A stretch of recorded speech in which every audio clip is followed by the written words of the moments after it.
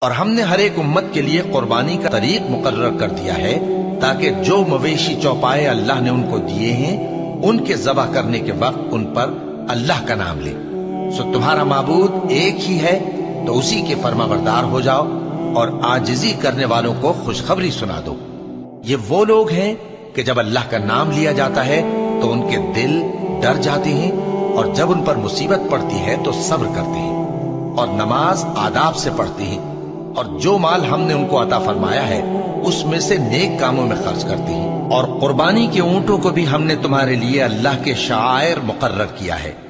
ان میں تمہارے لیے فائدے ہیں، تو قربانی کرنے کے وقت قطار باندھ کر ان پر اللہ کا نام لو، پھر جب پہلو کے بل گر پڑے تو ان میں سے کھاؤ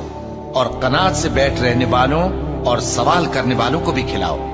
اس طرح ہم نے ان کو تمہارے زیر فرمان کر دیا ہے تاکہ تم شکر کرو۔